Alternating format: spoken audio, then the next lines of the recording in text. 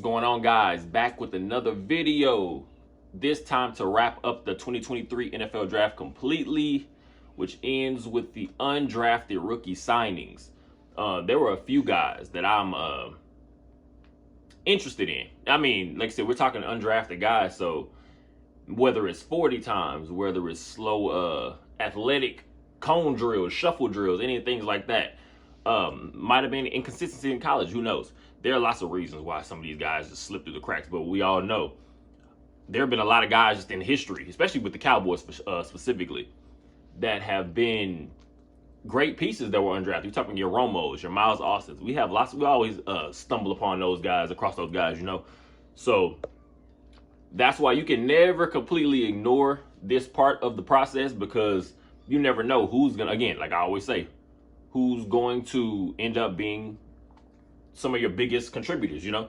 So, let's get going. But first, as always, please subscribe. Please like the video and also comment to let me know your thoughts on the guys that Cowboys are bringing in, apparently. What you think we still might need to add to the team going forward. And let's get going.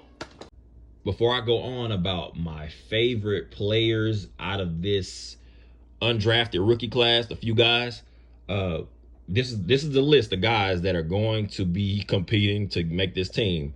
The list is it's full of guys that are unknowns, of course, but guys that I think have traits that you kind of want to be able to just see what exactly they have once you get out there with the veterans. And when you get out there against the CeeDee Lambs, when you get out there against the Zach Martins, when you get out there against the Tyron Smiths, the Tyler Smiths, just all those guys, you want to see exactly what they have. Just looking at, like I said, just looking at this list, there are 3 or 4 guys that I can say they are intriguing. You use that word, intriguing, interesting, like something that you can be able to kind of see traits that they have that can possibly help this team.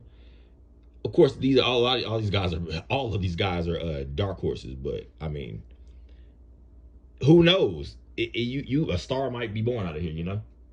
First guy is definitely one of my favorite prospects in this undrafted rookie signing class. Hunter Lipke, fullback from North Dakota State. Very versatile. Plays fullback. They move him around a lot. He's a guy that he gets his receiving opportunities. He gets his rushing opportunities. They use him more as a tailback at times because he's, like I said, he's versatile. Hands, solid hands. You don't really have the issue of moving a guy like that around because of the different things that they can help bring to your team, of course. Hard runner. That's one of the biggest things I guess I noticed, is that he's a hard runner. He is not a guy that just usually gives up on plays. That is big when you're talking about someone that could potentially play fullback for you, at least in that position, because you need a physical guy. A guy that's going to open up some holes for a Tony Pollard, or a guy that's going to open up some holes for a Deuce Vaughn, whoever's going to be back there. You know, that's never anything. That's almost like one of the number one things you want on any football player on your team, of course, their intensity, their physicality. Like I say, good solid hands out of the backfield. He's a nice, smart route runner when it comes to just seeing what exactly they can bring in when it comes to the passing offense.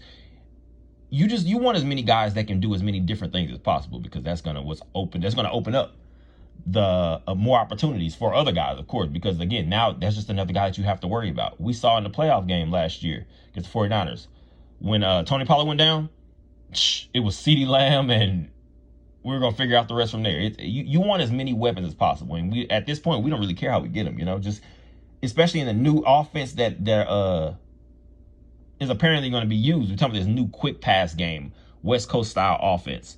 You want as many just quick weapons as you can. Like I said, just has special teams experience. That's number one thing, especially for an undrafted guy, a rookie, let alone. But an undrafted rookie, you're going to have to get you some special teams plays in. That's a big thing. Jalen Moreno Cropper. He's definitely one of those guys that you kind of sit up and you try to figure out why exactly he fell through the cracks, like I said. Uh, because when you watch him and just watch his film, he looks like he has the ability to be one of those guys that I want to say an X Factor player. He kind of reminds me of like a Cedric Wilson type player that used to play for the Cowboys. You can kind of move him around enough in enough spots that he can hit you from the slot. He can hit you from the outside potentially. He has, like I said, 4.4 speed. I think so many guys run 4.2s, 4.3s. A lot of people kind of throw away the fact that 4.4 is not slow. You know, it can still move. Nice. I guess I'll say he has nice acceleration off the line of scrimmage when you're talking about getting off press coverage and things like that. You can see he's not afraid to make those over the middle catches. What he could probably get better at is when you watch. Sometimes it's like when you start getting more physical on his routes, meaning like contact from defensive backs, he can get knocked off sometimes. And in the NFL, of course, you have to get to your spots as quick as you can, and you can't be knocked off because one wrong step, one wrong inch over, that might be an interception. This is the league of guys, very athletic guys. So one tip pass, miscommunication from a quarterback and receiver, that is a turnover a lot of times, and we don't need any more help with that. We saw a lot of the issues we had in the passing game with turnovers last year. We don't want any more of that. But he has, like I said, I think he has the capability of to be one of those guys that end up being like a third, fourth receiver on the team. And hopefully, like I said, if he when we get to training camp, you want to see what different things these guys can do. And he definitely has yard after catch ability. That's the number one thing. We're talking about we need as many guys that can make people miss and then just go get to the end zone sometimes. Because again, one play, that's all you need to break a game sometimes. And I think he definitely has the ability to do that.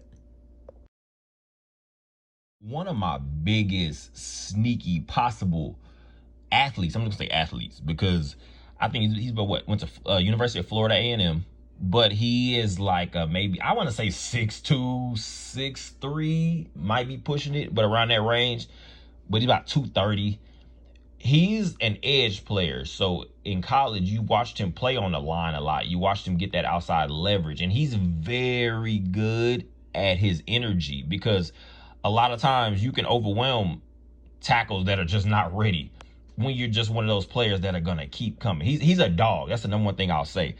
2 years ago, I think 2021, he had like a crazy season. I think his stats were like somewhere around what, like 25 and a half tackles, 19 tackles for a loss, 19 sacks. Like, I want to say video game type numbers. He's very, this past season, it was down. I think he played 8 games. He had about 8 sacks in that time, but he's one of those guys that you literally can just see, especially the way that, again, we talk about how Dan Quinn uses his defensive players and especially his pass rushers. Constant movement. You want to move guys around, a lot of stunning. He's just a guy that I think if he comes into camp ready, he's one of those guys that might be like a fan favorite. Of course, it could also go the other way. He can make no noise at all. But this is definitely a guy, Isaiah Land, I think somebody should be kept, and ought to be kept on. He's very, like I said, and a lot of these guys, you don't know what exact skills are going to translate to the next level, but that number one thing I can say, just watching him play, he plays with a lot of intensity and energy, and that's huge. Last but not least, Darrell Johnson. I'm just gonna say an edge rusher from Liberty University, about 6'3", 6'4" in height. Nice, solid size. I mean, you just want as many guys out there that can get pressure on quarterbacks and cause chaos at the line of scrimmage. So I think he's another one of those. Just energy, again, energy players. I think last year in college, he had 58 tackles, 27 and a half tackles for a loss, 9 sacks. That's solid production, especially when you're talking about guys to add to a rotation. Guys that you're just trying to find as many players that can give you, of course, not to the same level, but guys that can give you some of what a Micah Parsons can give you. Because as many dogs as you can get on a defense, that's going to do nothing but clear up things for the offense. We're not having to go into these shootouts necessarily out of necessity. We don't need to. When you can rely on our defense for a whole lot. Like I said, at this point, you're just looking for as many of those dogs as possible. I think Darrell Johnson possibly can be one of those. If, again, we get to rookie minicamp, we get to training camp, you want to see them going against real NFL players. testing their ability. And I feel like once we get there, he might be one of those guys that flashes.